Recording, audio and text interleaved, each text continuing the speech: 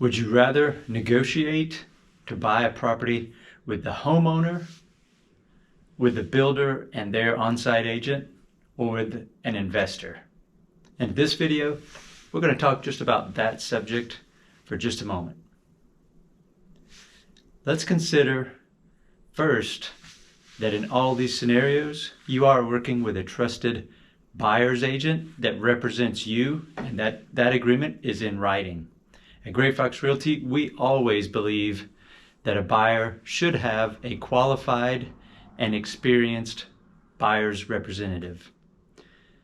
A buyer's agent can help you in a lot of ways, and the first of those ways is that they have experience and they're going to know more about the area and about the process of buying a home. Normally, especially here at Gray Fox Realty, we have enough experience. We're typically buying in a year the same amount of homes that the average person probably buys in their lifetime. And in some cases, we're buying as many or helping folks buy as many homes in 1 month as some people buy in their entire lifetime. So now that we know that we're all on the same playing field and we're talking about buying a property with a buyer's agent, would you rather negotiate with the homeowner, the builder and their on-site agent, or an investor and their listing agent? If you're buying a property from the homeowner direct, meaning still through a buyer's agent and a listing agent, just know that typically they're going to use standardized forms for your state. And in Tennessee, we have standardized forms. So you're going to have a form that your buyer's agent is more familiar with if you're dealing with a homeowner versus an investor or the builder. A lot of times the builder uses their own forms, and you will have to go through more detail to see exactly what pros and cons there are in that purchase and sale agreement that are maybe to their benefit or to your benefit. So that's the first thing. The actual purchase and sale contract itself may be different, and there may be pluses and minuses for you in each case. So take that in mind. Secondly, this sale could be very emotional driven if you're buying with a homeowner direct, meaning you're not going to a builder or an investor.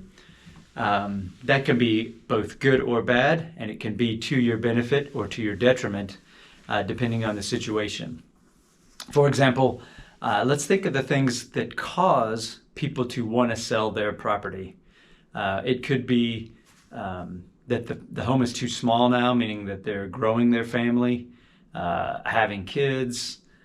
Maybe they want to change because they have kids, they want to change school zones. And those things can be very stressful and emotional for the family unit already. And when you add into that a home sale, it gets even more emotional. Sometimes that emotion can be to your benefit, and not always, because sometimes it can just be very sticky and have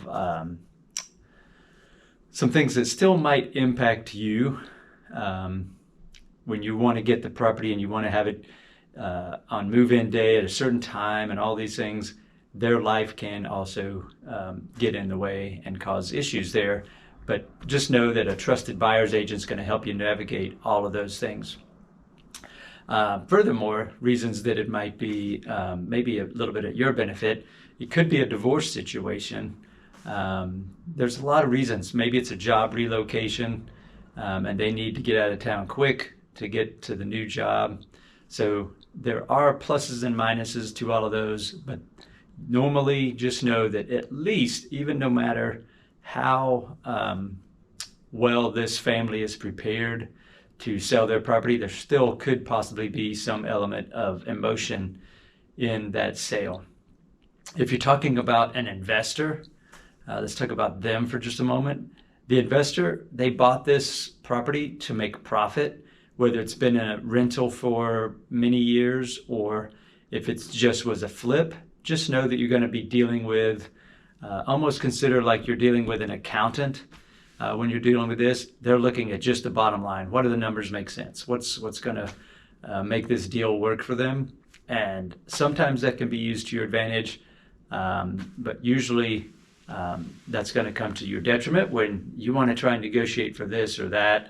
Just know they're less emotionally attached. It's just about the dollars and cents. So making an offer that does work to present a great seller's net for them and make it a win-win for both sides.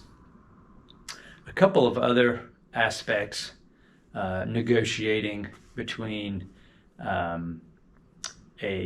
builder and the homeowner is title insurance. Here locally in Middle Tennessee, you will not see, and we have never seen, builders paying title insurance for the new buyer. And if you're getting a loan, the mortgage company is going to require that you have title insurance. So just know that if you're negotiating price. They're not going to negotiate title insurance.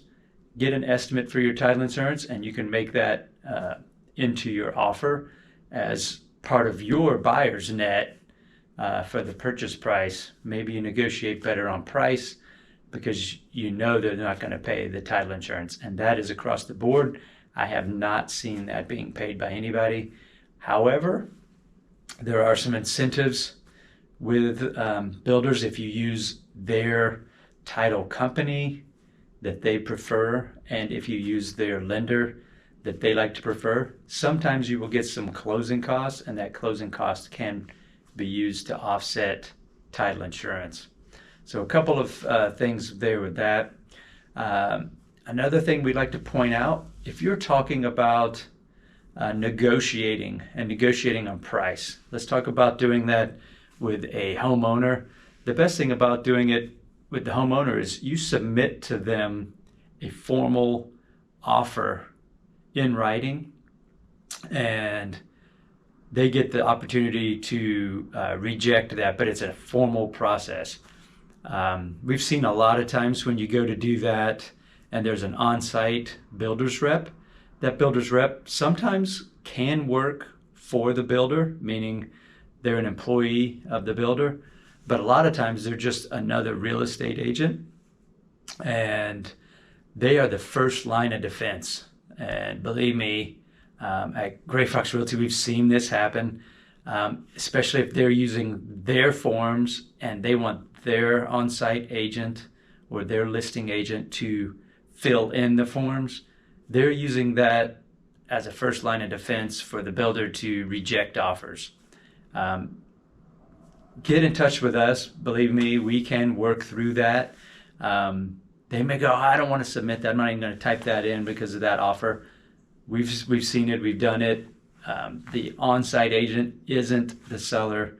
They represent the seller, but they aren't the final say. So if you want to present your offer, we can push to get that put into writing, even if the on-site agent is the one that is preparing the offer and they are hesitant to put an offer in that they think will be rejected, or that the seller, the home builder, has given them, oh, don't send us anything that's X under list price or is below list price at all. But that's not their decision to make. If you want to make that offer, we can make that offer. So lots of things to consider. At Gray Fox Realty, believe us, we are trusted and experienced in listing and helping buyers buy property. And we are, of course, a full-service flat fee listing firm. And we would love to talk to you about selling your home if you're considering selling, but also if you're watching this video and you're thinking about buying a property in Middle Tennessee, meaning Williamson County, Davidson County, Murray County, we are a trusted resource for you to reach out to. Our number's down below here, 615-656-8181. And just know that there are differences when it goes to making an offer, buying property, whether you're buying it from an investor, a builder, or a homeowner. We hope this video has helped you out. Please leave some comments down below. Thanks, and have a great day.